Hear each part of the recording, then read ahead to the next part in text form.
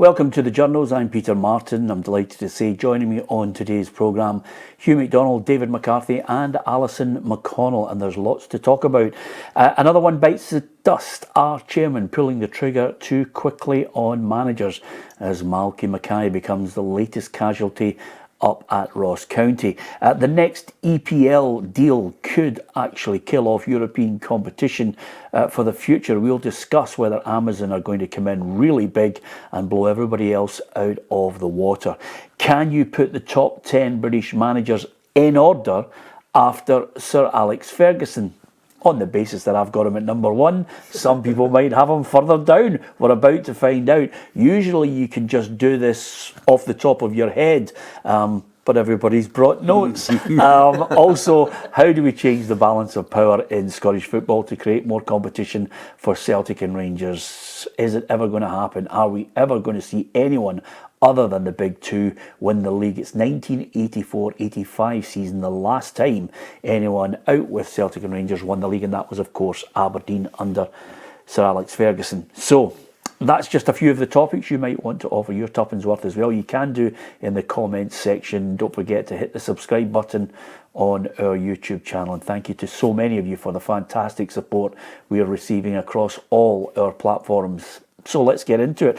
Malky Mackay certainly was a surprise because he is a high calibre manager, well above usually the pay grade of what takes charge at Ross County, Hugh.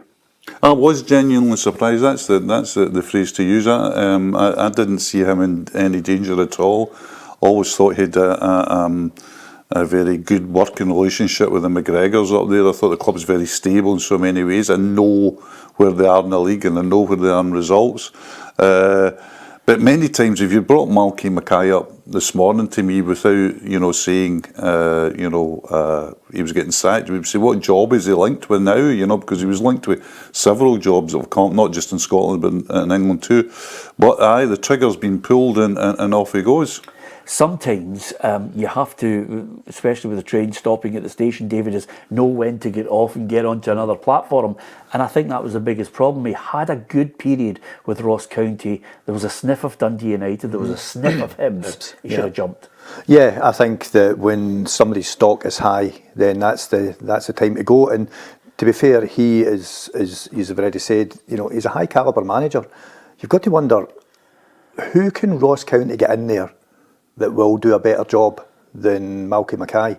Now, I know the McGregors have got a few bob to spend, and possibly they will attract somebody. But I just, even looking at Ross County, I know the results haven't been great, but they're competitive in every game that they play. I wouldn't have had them down as certainties to go to go down this season. And it could be a panic measure because they've seen St Johnstone, pardon me, getting in Craig Levein last week. They've got an instant bounce. Levein's a good manager. He'll keep St Johnstone up, I would think. And maybe it's a panic. But whatever it is, it smacks to me of having pulled the trigger far, far too early. Yeah, the other aspect of it, which is occupying my mind, Alison, is maybe Malky looked at the situation himself and said, listen, I've done all I can with this, because he has aired his concerns at the fact that every year, not just one, every year he has to change the team because there are players that he's got on loan from his mates or somewhere else that have to go back. He then has to attract another calibre of players to come up to an area which, unless you embrace living in the Highlands, it's a no-go area. Yeah, I think everyone would have a lot of sympathy for that. I'd be amazed if he had a say in what's happened. I think he would have fancied himself to keep them up, and I think he would have wanted to stay and see out the season unless there had been another job. But I think that's reflected in the fact that he was linked with two other jobs and didn't take them. That he's been fairly settled and fairly comfortable with what he's doing.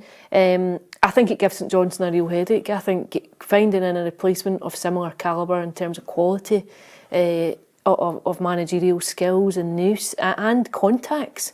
You're talking there about those loan players coming in. That comes through a network of contacts where you're able to bring players up that you know are going to do a job, short-term job. But I think when you take that out, you get a headache. Yeah, 9 games, 5 defeats, 4 draws. Next up, Kilmarnock, St Mirren, Livingston and Motherwell. The strange thing is, I always try and tell everybody who works, for our company, especially our younger journalists, I say, never let your eyes deceive you. Watch a team, make your own mind up once you see the way they play. I thought they were playing some good football. They were. They've got a bit of potency up front. That's you know, right. they're pretty dynamic as well. They've got the guy Danda who sits in behind, the likes of your Simon Murray who'll run all day. Brophy will score you a goal. For whoever's coming in there, they've actually got something to work with. Now, you make a very fair point about the short-termism of a lot of it with loan signings and stuff like that. But I genuinely think that Ross County have got something to offer. I think the big thing that goes against them is obviously the geographical status, right? Because you can't move them into the central belt, and so therefore you are always going to find it more difficult to attract players of a certain quality, because they're not prepared to live that far out of the central belt. Yeah, I mean, I'm looking at it now, and we analyse Ross County as one aspect of it. Malky has to go on and think about what he's going to do somewhere else, but he's now the fourth manager gone. And if we look at last season, there was 8 by the end of the season, and it's now in a situation. I think we're guilty of it. You might want to jump in here on this. Is it just the way the whole of society thinks about quick fixes? But we're now in a situation where we have discussions, whether it's your newspaper, whether it's broadcast or radio. You got 5 games and you're thinking he's under pressure. I can't remember anything like that in my life, you. The stakes are so high now. I mean, like before the stakes, the whole game is driven by money. You know, it's just, people, it sounds the most banal thing to say, but for example, if Ross County go down to the Championship, you're talking about a huge dip in sponsorship, hospitality, attendances. And then, of course, the Championship is so competitive. Yeah. I mean, Dundee United have proven me a liar on that, but normally, teams have taken time to get out of the Championship. Hamilton Accies. Look at what's happened to Hamilton Hamilton Accies. I mean, they're now, very much so, and other clubs in there. Inverness, Caledonian Thistle were, staples of the Premiership at one time. So people look at that and it just frightens them. And that's replicated right across. That's not a Ross County thing. That's a Manchester United thing, because that's going to be a conversation. That's a Sheffield Wednesday thing. Everybody's looking at what impact this will have on their income. And in many ways, Peter, that what it was before, it used to be the thing. If the manager, for example, wasn't getting on with the dressing room, they would change the dressing room. Would say, right, well, we'll get rid of players. Now they get rid of the manager, because if you get rid of, I always remember the Chelsea Mourinho thing where he was falling out with the likes of Hazard, etc. You don't get rid of them. The Frank Lampard thing when he's falling out with Jorginho and 3 or 4 others. You're not going to get rid of these guys. You get rid of the manager. Yeah. The other problem with this is, I mean, let's make no bones about it, David. He is a good manager. Getting a kick or a change in fortunes for the better is perfectly feasible with another guy who's maybe less qualified. For some insane reason, another manager can get a trick out of them. Yeah. I don't think that's the debate here for all of us. I think the debate is quite simply, he's possibly Roy McGregor just decided to go too early on it. Because if you look at the other ones, Steve McLean, equally bad run. Then they thought to themselves, well, St Johnstone, I think as Ali highlighted, we could be going down here, so pull the trigger because he's not getting a trick out of the players. I think that one's more understandable given Stephen McLean's experience. Yeah. You've got a guy like Mackay who, has managed in the English Premier League. As we all know, he came up with a bit of baggage, right, when they got the SFA job and all that as well. Nevertheless, if you're talking about a football manager, you're not going to get many better than him, to be honest with you. Willing to operate at that level. But the problem is, David, as you well know, you did mention it, and it's something that I'm absolutely aware of, is Roy McGregor usually in January will say, you need 4 players, he gets them in. And 4 players can transform a side, and especially with a manager like Malky who could say, here's 4 better players, now we can change the whole direction of the club. I think the other thing, Peter, with the Scottish League as a whole, the Premiership, 12-team league, 5 get into Europe. And there is a number of these clubs who will all be thinking to themselves as well, right, forget about the relegation thing would be an absolute disaster, but there is an opportunity here for somebody, if you take out the big 5, if you like, right, the 2 Edinburgh clubs, Rangers, Celtic and Aberdeen, there is always a sixth one, and that sixth one is always trying to nudge his way in the top 5 and get into Europe. And it could well be that somebody like McGregor or anybody else that's thinking of pulling the trigger is thinking, you know, the league is so much of a muchness. Why should we not be 5th? Why should we not be 6th? Pushing for that European spot. Well, that's like Dundee just now. You look at what Dundee and St Mirren have. I know St Mirren have had poor results of late, but you look at how they've started the campaign. Those are genuine aspirations this season that you could sneak in, and the difference that makes into your budget when it comes to summer is at least another player. Yeah, but I've known him 30 odd years. Long time, I've known him a long time, and I love the way for the first time he's put a positive spin on it, looking to Europe. Whereas I would say there's 8 teams fighting relegation the minute the referee blows the whistle in the first game of the season. The Scottish League is so mental; it can be both. Yeah, absolutely. I just think the fact you take Celtic and Rangers out of it, and then maybe Hearts, Hibs, Aberdeen, there's just nothing almost between. And you see that as well. Aberdeen are 10th. Aberdeen. I would qualify that. I would qualify that by how they've started the season. Well, the interesting thing is, like, if you watch the way this season's unfolded, after the first opening barrages, Stuart Kettlewell's a genius. He's going to get more, and now you would be looking at it and going, oh, well, and I like Stuart Kettlewell. He could be number 5. I mean, that's the industry. I think the interesting thing is the way that managers deal with it now. Managers are very, in the old days, you lose your job and you would be phoning a manager and all that, and they would be head in hands and inconsolable. I mean, in my experience over the last couple of years, phoning managers, talking to managers after they got a job, that really philosophical. But this is the game. This is what happens. You're getting 18 months, 2 years, and you get out. And I once talked to a manager, an English Premier League manager who'd been sacked, and he said, without a doubt, he said, that's the ambition in England. Be a Premier League manager and get sacked. He says, because you don't have to work again. Well, consider, you think of what Ange Postecoglou left Celtic for in terms of contract, a 4-year contract. He started well, and had it been a disaster and he was sacked in February. Made for life. And generational wealth. Well, the other aspect of that is, of the 4 managers, Lee Johnson is the weakest case of all, because I actually thought he started to talk in riddles. It was one of those ones where you and I get into a press conference and we think, I know. 5 transfer windows, you're not getting them. The last guy get 19 games. I know. No, absolutely. I don't think there can be too many complaints about Johnson being shown the door. And Beale, listen, you never fall by your recruitment. Yeah. It was an absolute disaster. Yeah. Right? I mean, it really was. I think Beale took on far too much. When Ross Wilson went out the door, Beale's ego allowed him to think he can take care of all that as well as put a winning football team on the pitch. There's so many different reasons why Beale had to go, but the fact is he did have to go. Yeah. Did Van Bronckhorst, did they pull the trigger too early on him? I think they possibly did. Yeah. But again, that goes back to the reaction that they were getting in the stands at the time, which, as you remember, was toxic. I mean, the end for Beale was toxic, but Van Bronckhorst was pretty bad as well. I thought it was. And when you get supporters rebelling to that extent, then the numbers up. The only reason I threw his name in, Ali, was just basically off the back of Rangers' financial results. You look at Rangers' financial results and you think the players that he had with him, European final. There's a lot of dosh that he put in the pockets of the Rangers Football Club. Van Bronckhorst. Yeah, absolutely. Yeah. I mean, it was a great achievement. It's absolutely astonishing, Peter, that in these figures they're taking into account the money they got for Bassey and Aribo and Champions League football, and they still made a loss.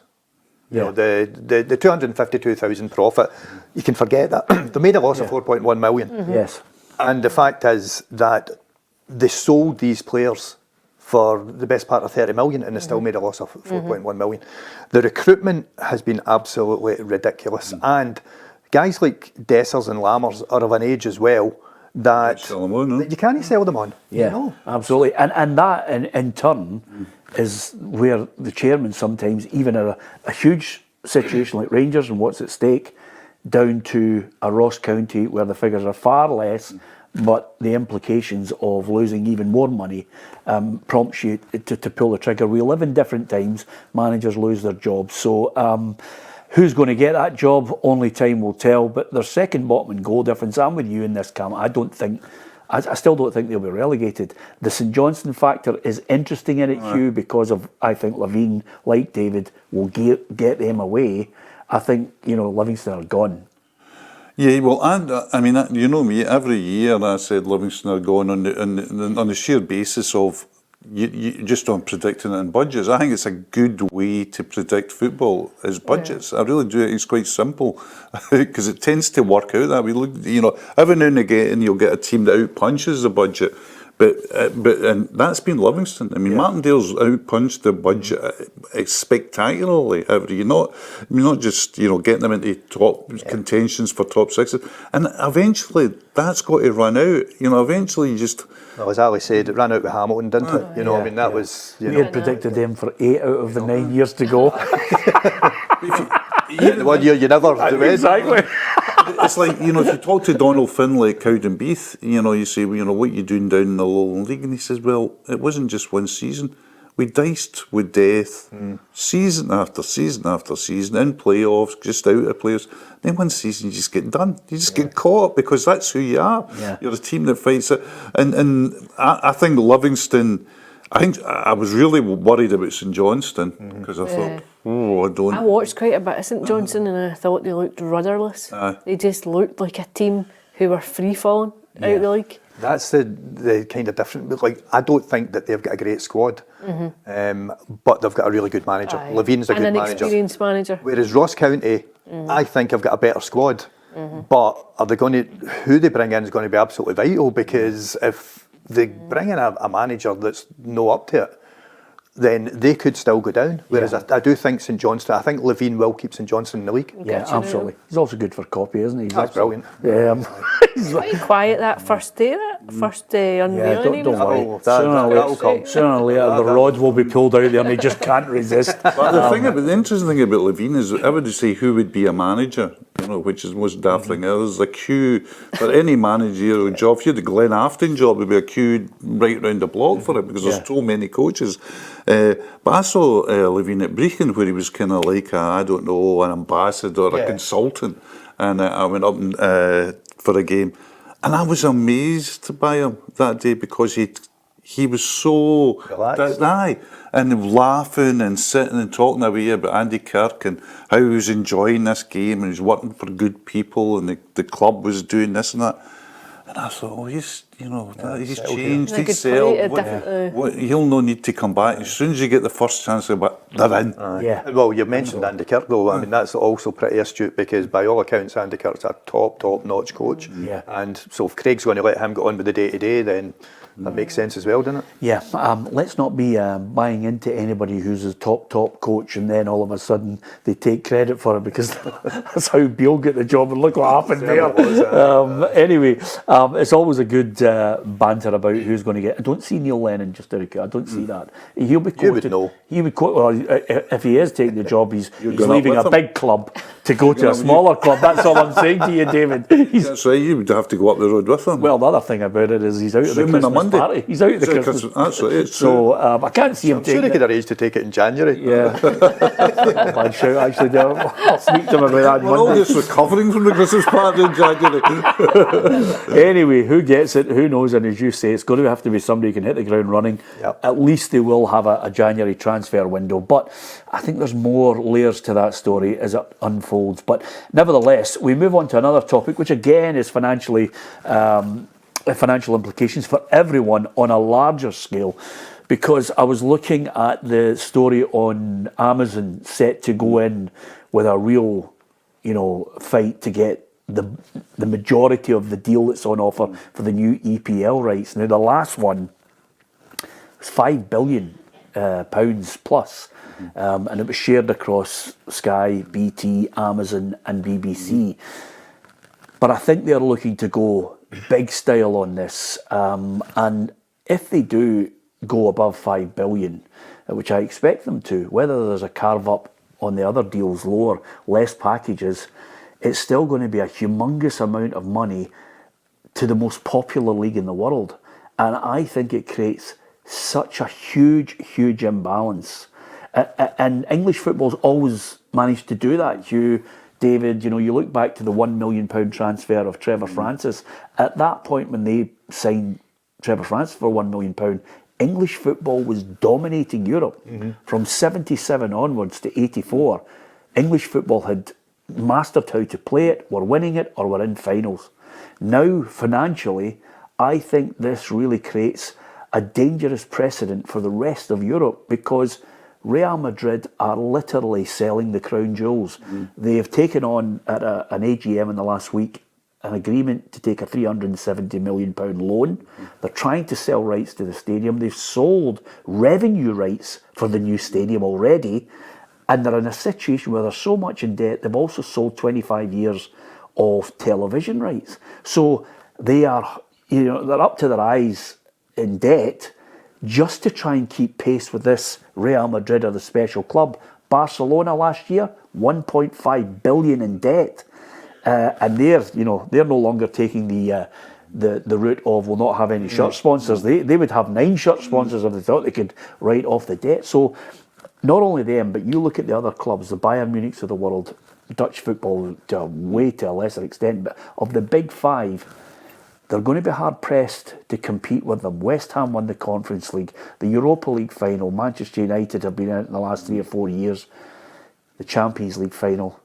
My God, you're getting 2 English teams in the final now. So I wonder where it's going.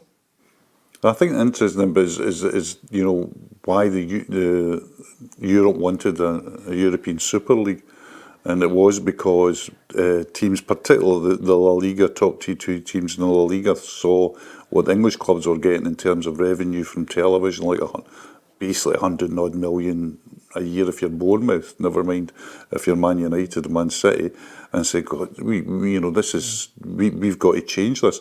I think what will be really interesting, Peter, now is if this gets the fracture, where the European Club Association has come under incredible pressure, just to say it, from Real Madrid, your Benficas, your Ajaxes, Bayern Munich, etc. The Bayern Munich at one time didn't want a Super League at all, to say the ball's burst, we've got to go this way, because we can't. They are getting so much money now that's a European Super League. The Premier League is a European Super League. We have to increase our brand. It's December 21st, Hugh. That's when the ruling is on the ability to have the freedom to set up an alternative league against UEFA. So they'll rule on that on the 21st of December. And then if it goes in favour, guys like Florentino Perez, it's open then. It's right, let's start up. But I think if it goes against them, there's still the case for them to say, right, fine, we don't need UEFA. You say to the players, right, that's the real big option, because UEFA will say, well, your players can't play international football, you can't have our refs, you can't have X, Y, and Z, and there's that much amount of money in this now for the European Super League, where they'll just say, right, to the players, like, this is going to blow over in a couple of years, but you're not going to play international football for a couple of years. I think a lot of players will be okay with that. I think you'll be surprised how many players are okay with it, particularly the money. And then they just set up their own referees thing. It's like Kerry Packard did. They just go to referees around the world and say, right, we're going to have an admin board. An admin board will get us referees, and we'll get the best referees. We'll just pay we'll pay more money. We'll double what your match fee is. Because it is money. I think for those in charge and looking down the road, I think that's what the changes to the Champions League structure that takes place next season was to try to stave off. I think it was almost like a compromise of trying to say, here's an opportunity to generate more money. I mean, even just group stage participation will double. I think it's 60 million next year for even just making it into the group stages. And then obviously that will go up as you go through the rounds. But even then, that's hugely dwarfed by the kind of sums that you're quoting from English TV money. Yeah, and the other thing, Hugh, I know you tried to admonish Bayern Munich, but Karl-Heinz Rummenigge is not my favourite person as far as European superpowers are concerned, because if it was up to him, they'd have 16 teams, David, playing each other every year, to hell with everybody else. No, absolutely. But I don't quite agree with your doom and gloom assessment that it will all be about the English clubs. You've got a guy like Jude Bellingham at 20 years old, could have gone to Liverpool. He went to Real Madrid. Yeah. Why did he go to Real Madrid when he could probably have made the same more money going to Liverpool? There is still the allure of the massive clubs. Harry Kane, England's top striker, by a country mile, England's top striker, probably the best number 9 in the world. Yes. He chose to leave that environment to go somewhere else. He didn't need to leave English football. He could have gone somewhere else in England if he had to get out of Spurs. So I do think that there are still... I don't think it's as cut and dried as they're going to have all the money. I think if you look at Manchester City, they're on a different level, and you see what they did to Real Madrid in the Champions League. But I look at the other English clubs, and I know that there will be even more money coming in, and so therefore they can attract even more players, better players to that league. But I look at the rest of the English clubs, and I think to myself, your Real Madrids and your Bayern Munichs will still be competitive with them. Man City is a slightly different thing. I just simply think that they are a level above anything else. But I don't really think that it means that English clubs are going to totally dominate Europe for the next 5-10 years. Well, I respect your opinion on it. The problem I have with it, excuse me, is purely a financial one. It is based on the fact, and I'm glad you mentioned Jude Bellingham, because Jude Bellingham's next contract could sink the Titanic, because this boy is absolutely tearing it up over there. Now, Real Madrid want to sign Kylian Mbappe. They're talking about him being paid 70 million euros a year. There are actually now voices coming out of Madrid saying, I don't think we can take him, because quite simply, his wage demands are such that the old days where Real Madrid would have, I will have 5 Galacticos.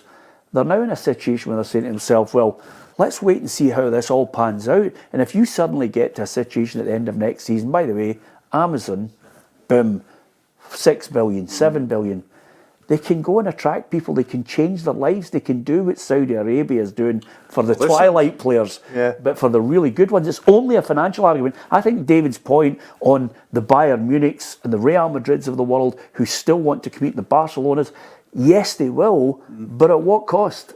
Yeah, I think the whole thing now, everything's in play at the moment. Everything's in play, including bombing out UEFA and FIFA. That's in play. Anybody thinks that isn't an option, whatever way the court arbitration goes, we're talking big money. We're talking about not just like, when I was younger, football clubs were just football clubs, and the idea of replica strips and all that. You're now talking about brands. You're now talking about.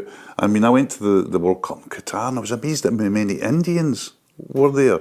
And then obviously Indian economy is going really, really well, and they're going to be one of the superpowers in the world. And you talk to the guys, well, why do you come to the World Cup? Or Manchester United supporters, or Manchester City.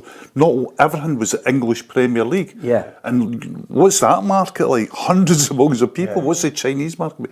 But the Saudi one, Peter, I think is really interesting. And there's wee things getting touted now. They're talking about Al Ahly being allowed into the Champions League, right? But imagine if the European leagues said to themselves, well, do you know what? Not only are they, we're going to have a Super League, and it's going to be, 2 clubs, whatever. And we're going to throw in a couple of Saudi teams. Well, oh my goodness! I'm glad you. That is, they will never worry about our money. You don't even have to worry about your television. You're just talking then that the whole financial structure of that league would be in place from day one. Well, I'm glad you mentioned that, because I was just going to put the point to you, because the story coming out of Saudi Arabia in the last 24 hours is that Al Nassr will be invited into the Champions League. Now, for the purists or the old fuddy-duddies, whatever way you want to bill us, that's a game changer. The game's long moved on from the purists. I think it's inevitable. I honestly think it will come, because money is a driver. Money is a driver. It's you've seen it with the World Cup. You've seen it with the 2030 World Cup. You've seen it with the Club World Cup. Money is a driver, and it'll go. The game will evolve to suit the biggest financial pool that you can possibly get. And I think if it doesn't happen imminently. If it's not happening in the next couple of seasons, it will happen. Yeah, absolutely. I mean, we're lucky to get David before he moves to Al Jazeera television. This is his last appearance. I'm not sure. I don't know if morally I could do that. How much? Yeah, absolutely. Even if your audience is 372, you're there, aren't you? Jordan Henderson, eat your heart out. No, but it's a really worrying situation. I take your point. There will always be pushing the boat out to compete, and Real Madrid have that sense of entitlement. As I hope you don't think I'm wrong there. Their fans think we should be in They finals. think they're the greatest team that ever existed, and there's a lot of evidence to suggest that you're right. You know, if you just count it in Champions Leagues alone, and the two spurts that they've had in Champions League in the early 50s and recently, you know. And that thing about us as old fudded, it is. I mean, the whole thing, football has long went away from today. As soon as the Champions League came in, you know, you just look at it and you say, this is quite Orwellian. This is a Champions League which doesn't include champions in the league and excludes other champions from it. But what it also does, Hugh, which again goes back to my original point of the Amazon deal, is when you get to that situation, there's no longer a situation where you and your mate are down the pub and you go, let's nick over, we've drawn Al Nassr in the Champions League, we'll whip over there to Saudi Arabia. It's a game changer for fans' views. I thought DAZN would... Tickets for sure. Aye. Well, absolutely, but I would, absolutely. But I don't know about you, but the rest of us would. I actually, very good point. That's on morals. Well done, Hugh. The other thing about it is, and we laugh about it, but I all of us here have that moral base of saying it's despicable, their human rights issues, but that matters not a jot. They don't care. Wherever there's money, wherever there's money, there's pressure. There's pressure to drive the narrative. There's pressure to take control and be the person that it revolves around. And history is a cycle. History repeats itself. Go back and look at who was the dominant power 20, 30 years ago when Sky came in with a big broadcasting deal. It's the same thing. If you've got the money, you've got the power and you have the sway. Yeah, absolutely. I wonder, we're now already in the midst of, you'll be watching the game on your phone for a tenner. Aye. You absolutely will. It's a stonewall certainty. And that changes again, and they will dictate when the games are played, and they will not give a hoot about the fans on it. Television now not only decides the time of games and when they're played and where they're played, they decide who wins, because the people who have got the most money from television will win, and they decide how they win through VAR. You know, so television's got the grips, the hands round their throats. I also think in England that they need the fans for the atmosphere and for the for the experience, right? But they don't actually need the dosh. Yeah. The fans are. Well, that's that. Dare I suggest something which is pure Tom Cruise-ish, right? But eventually, the way the world's going, we'll just superimpose fans into the stadium when it's not full. You know what I mean? I always wondered about that when they made an absolute mess of the launch of the European Super League. I mean, I don't know who was doing their PR, but it was so easy to have tweaked it. There would have been an outrage in that, but it was so easy to tweak it to their favour. Bringing in things like, if they'd said to the fans, listen, this is going to mean lower admission prices. This is also going to mean the European Super League. We're not all for money for ourselves. We're going to let that money dribble down to grassroots. We'll not keep all the money. By the way, there will be relegation and promotion. We'll have a beer. Just really simple things that would have negated I think to say all it's the not arguments. A closed door.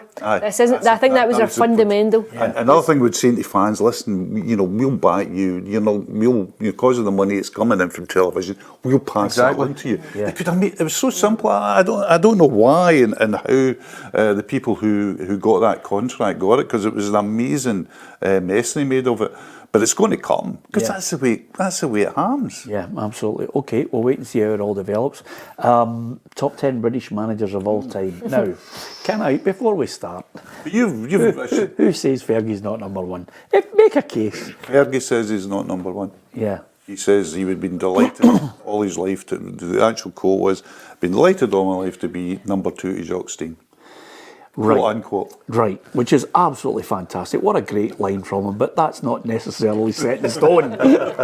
You know, there's many a manager as I. Well, I was going to say, David, how many times have we gone into a press conference and the manager's painted a picture of something that I wasn't at? So, while it's a lovely, touching tribute to Jock Stein from Sir Alex Ferguson, who is a man who understands the enormity of achievement for other managers in his field, his achievements are outrageous. I mean, 38 major trophies, 26 years. And I thought you made a great point before we come on here. Fantastic, 13 titles, 2 European Cups, but he would have been sacked in today's game within the 4 years that he couldn't get it. Absolutely. But what, I mean, God rest him, Bobby Charlton. I mean, if you saw Sir Alec the other day coming out and briefly speaking about Bobby Charlton, but he would speak long hard about him. I mean, Charlton was not only the guy that said to Martin Edwards on the board, this is the guy we need, but going through hard times in the early days, he not only said to the board, this is the guy we stick to, he said to Fergie, I'm with you all the way. You know, and that was an incredible thing because he was and is and will ever be a Manchester United legend. So to have that in the boardroom, knowing that whatever happened, you had that support was. But the thing was, it was crucial not only to Fergie, but it was crucial to Manchester United. Look what they did. Yeah, but he did that, Hugh, based on the fact that he was the one man who understood how Sir Matt Busby built it, and he built it with youth. And giving youth a chance. And when Fergie came in, he just basically said, "What, we don't have scouts all over this area? Yeah. We don't attract these guys." He did the whole Aberdeen thing again. Get into the rich areas where there's lots of kids playing, get the best of them for us. And he hired a complete scouting network and then said, by the way, if you're young and you're good enough, you're in. And he also knew when they were just about to go over the hill. And he knew when to get rid of them, and it didn't matter it didn't matter reputations. When he felt it was time to go, that player went. He also learned a lot from like the likes of Stein. Like he was able to learn that ruthless element of management, that you can't be sentimental to players that have done you a turn. And even with Beckham, you know, who's his, you know, he's almost adopts him as a son. But when it gets to a point, it's that line in the Beckham documentary when there's one worth watching just for that line alone with Betty when Ferguson says you never fall in love with players, and you go whoa. And Walter Smith used to say about when if you talk to Walter about his great friend, and I was always interested in what makes a great manager and all that, and Walter says, tons of things obviously, he's got the tactics, he's got the man management, he says, but the most amazing thing he says Fergie has is he makes a decision and he doesn't look back. And again in the Beckham thing, Kairos is talking about sitting having a cup of tea one day, and Fergie walks into the boot room and says, that's it, we're getting rid of Beckham. And Kairos explodes. And that's it. It's not look back. It's not 2 weeks later and say, I wonder if we should have got it. It was Stam, Keane, Van Nistelrooy. I mean, you just go through them all. I think it's really interesting whenever you read things, like about psychopaths that walk amongst us and people with psychopathic traits, and how they tend to have very prominent roles in business. Like, I'm not talking about psychopathic people that go out and kill people and go on murder streets, but in terms of just the fundamentals that would characterise you as a lot of people it makes you very successful, and I think like if you to do a poll among successful football managers, they would score incredibly higher. Yeah, it's like Ange Postecoglou sitting next to somebody and not speaking to them on an 11-hour flight, 13-hour flight. Ryan McGowan. Yeah. How can you not? I mean, if I sat next to you and I didn't know you in a plane, I'd know your life story by the time I got off the plane. Yeah. It's a very specific. Football is like, because it's Darwinian. I always say it's Darwinian. It's a survival of the. I mean, it's just like I mean, right from being, yourself, the amount of guys you've watched as young players say, he's going to make it, or he's got a chance. Nowhere near it. It's just a brutal business. Yeah. Although realistically, if I'd looked at the seating arrangement, and Alison was sitting next to me, and I went, no way. 11 hours on a flight talking about... If anything else, how could she be at the front of the plane with Yeah, you? exactly. And another thing is, 11 hours talking about our kids, and now they're being a pain in the back end. No way. Al, you'll make it move. Anyway, you've only got one manager, you lot. And can I just say to you, I have got 9 with one in there, a space where I think there's a case for a manager, but I'm not going to put his name in until maybe. You see, it's a bit unfair, this, because you just sprung this upon us about 10 Do you want me to give you my 9? No. don't Fire care in, give about us it. your name. You've already No. decided who's the number 1, right? Right. So it's just, I'm not talking about it anymore. I would go. I'm going home. I would say, aye, Ferguson number 1 for me. Right. Number 2, Brian Clough.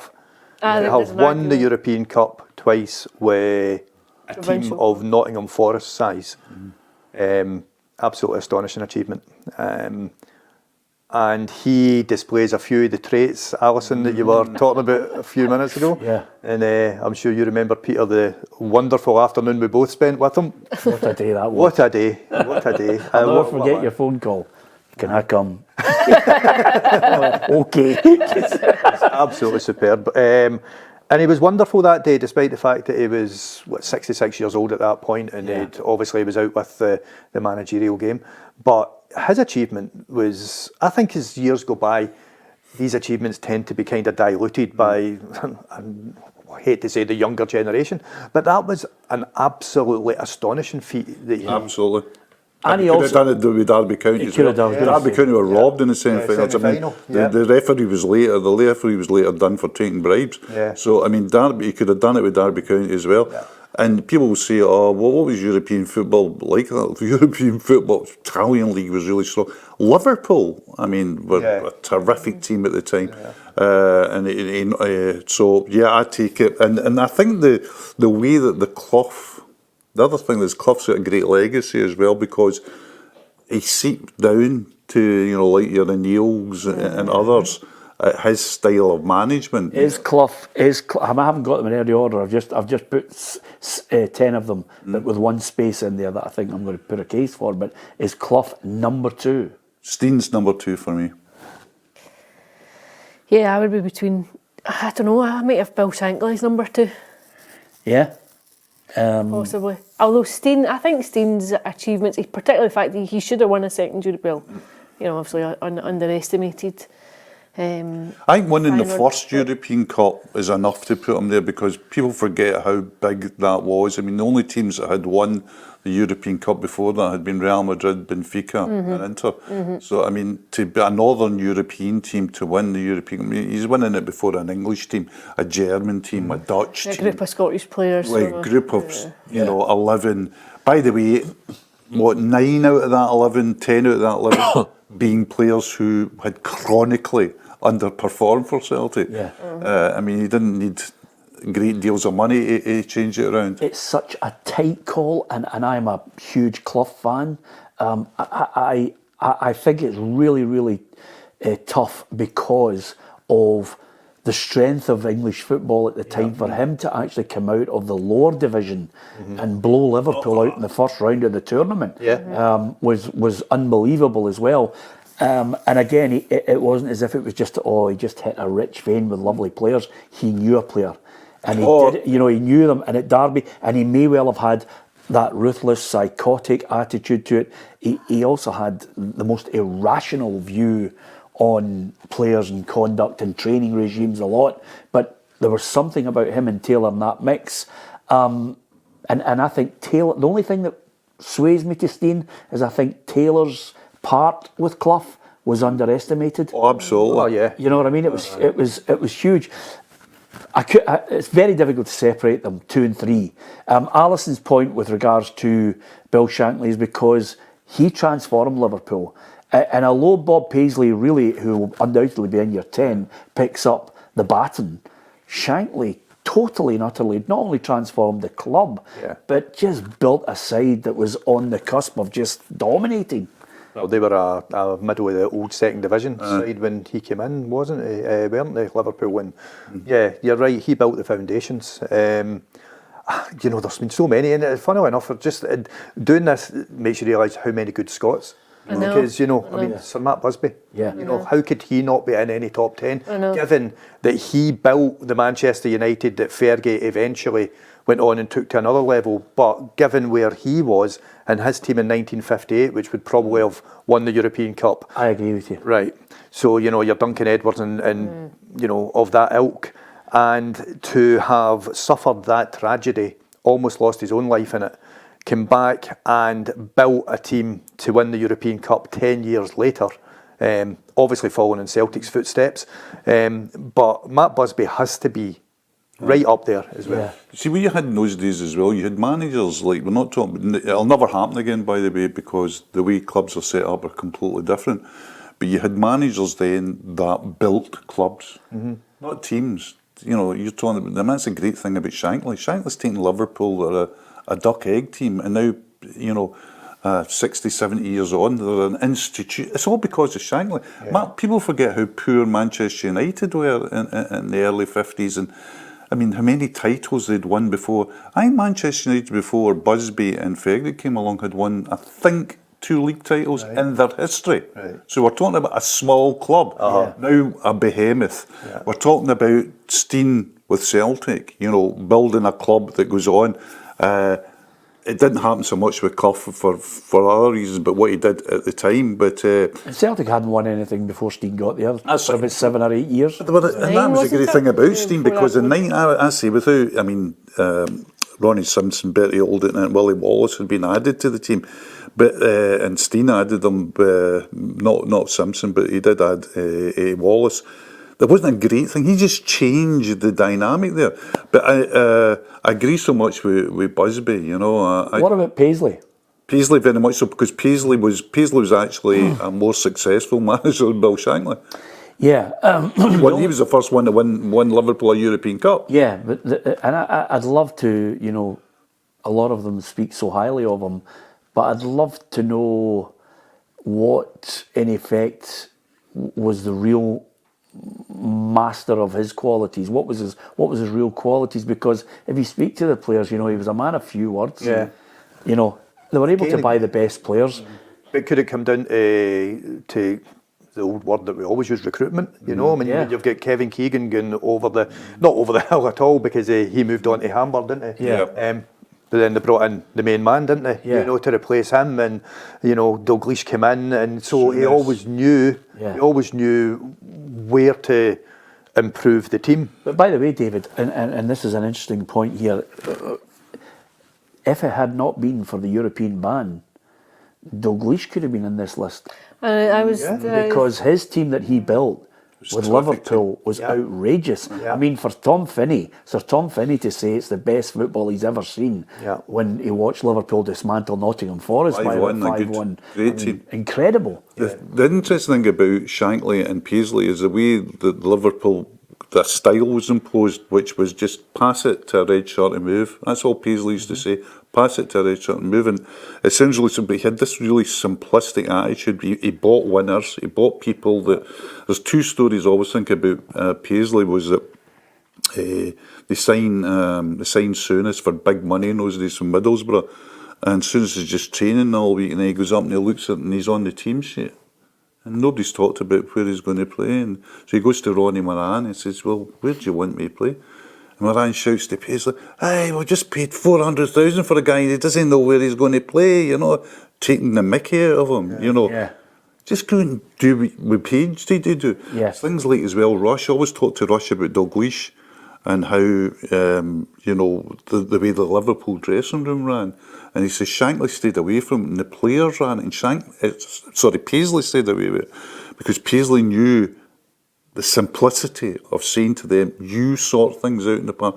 And Rush at one time was feeling like bullied in that dressing room with Hansen, Souness and Dalglish. Yeah. And he went to Paisley and said, Gaffer, I'm really uncomfortable. I think I might want a transfer. And Paisley said, right, I'll get you ready, and says you'll be out the door in a couple of days. I'm sure there'll be people wanting to buy him. Rushy went in the next day and said, well, I thought you would be... No, son, he says, I'm not going to keep you and get rid of Dalglish, Hansen and Souness. Yeah. You either lump this. This is the way it is at Liverpool. You either lump it, you don't. And that strong ethos of you've got to be strong in the dress. Things that maybe you wouldn't get away with now, actually. Strong in the dress and simple way of playing outside. Who else have you got? Who have we done? Right, we've done Clough, Shankly, Paisley, Alf Ramsey. I had Alf Ramsey. I wasn't sure about Alf Ramsey. I've got one on my list. I didn't know.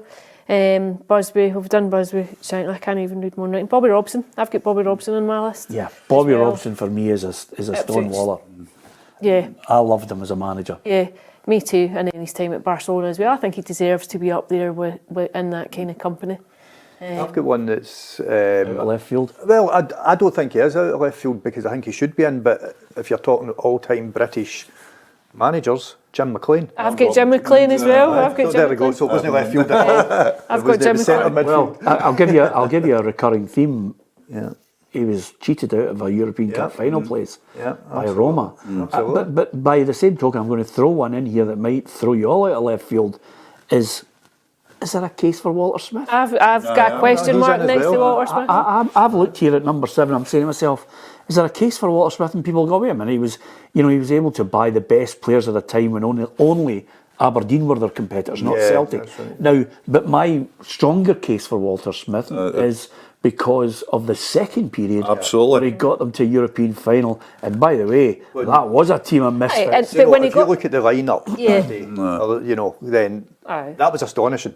There is no other way to describe that. in the current climate, that was done in the modern climate in terms of the disparity in finances between Scottish clubs and European clubs. You could argue about Jim McLean that the financial landscape wasn't as polemic as what it is now, whereas when Walter took that team to the European, The only UEFA thing I Cup would final, say it was. that sways, and I like that point that you make, the only thing that would sway it to Jim McLean is it's not as if it was a one-off. They were battering really good teams in Europe relentlessly, regularly. And getting to finals as well. Got to, obviously got to UEFA Cup final. I can just see. I mean, when I think Bannon foraging down Sturrock, Borussia Mönchengladbach on the back foot, thinking this mob are battering us. Yeah, and Barcelona. and Walter learned from, Walter learned from Jim. Yeah. Absolutely. I think I agree with Walter. I think the big thing about Walter is You've coming got about 5 Scots in there. There's more Scots in listen, but Scots. I think that would be really indicative of the. That's how good we produce great. We produce just make managers. If you go right back to Alexander Watson Hutton, I never thought we'd get him in, but Alexander Watson Hutton's in. But he started football in Argentina, and he managed the first Argentina side. So I mean, it goes really. I mean, you go Johnny Madden at Prague. I don't know what Prague it was, Slavia, but anyway, we've always produced very, very good managers. But I think Walter coming in when Glenn bin fire, and then turning them round immediately to make Rangers very competitive and then very successful, I think was, and anybody who's ever worked with them, including players, and there's a lot of managers in Scotland now, you forget the generations. I mean, Stephen Naismith would talk about Walter in really strong terms of what he learned from him. That legacy thing again. Yeah, So I'm swaying. I understand the Jim McLean argument, and I think it's a strong one. But for me, it was Walter that I would have included in it because I just thought he managed to look at a team and get the best out of them. Possibly there's a criticism maybe of the early Rangers side in that 9 in a row who just they bought players but couldn't work out how to play European football. And there was always the potential to explode, and guys like Gascoigne just didn't perform in Europe. But for Rangers. But Smith worked out a way to make Yes, it work. absolutely. With an infinitely inferior squad. Absolutely. To that one. When you look at how he couldn't make an impact with Gascoigne and Laudrup, and yet he got to a European final with the likes of Kurt Broadfoot at right back. Jean-Claude Darcheville and Daniel Cousin. Cousin was suspended for the final. Danny. Who only ever played in Europe. That's the other thing. Yeah. Danny never played domestic football. No. If you look at the appearances, it's all. He was the guy for that particular role in Europe. Yeah. I would have both of them in. I would definitely there's have an both of them. argument. Wait a minute. Are you taking Bill Nicholson out of it? I've got Bill Nicholson in it for me, aye. Yeah. Bill Nicholson's in mine. Mine is Steen, Clough, Shankly, Paisley, Busby, McLean, Nicholson and Ramsey, and at number 10, Walter. And It's no Sir Bobby Robson. No Sir Bobby So Robson. we're taking Robson out. Well, that's an interesting one because for me, that Ipswich Town side, within an ace of winning the league title, but UEFA Cup, Aye, you know, he then goes to PSV Eindhoven, he then goes on to Barcelona. I mean, he's managed right across Europe and brought success to these clubs. I just think Robson He was also bringing in foreign players when very, very few English managers were. You know, he had the Dutch contingent went into Ipswich. Murin and Tyson. Yeah, and you know, he's definitely one that would he would be worthy of consideration. And the other thing is, David, David, also would like, and again, it's another Scot, so maybe we're going to be accused of absolute bias, and that's fine. George Graham. I thought about George Graham as well. I thought George Graham, what was he an did at outside Arsenal? choice. yeah. Or are you going to get all moralistic again, Peter, like you were with the Saudis? You can't tell Charlie Nicholas is on the bench and put Perry Groves in. I mean, come on, George, have a word with yourself.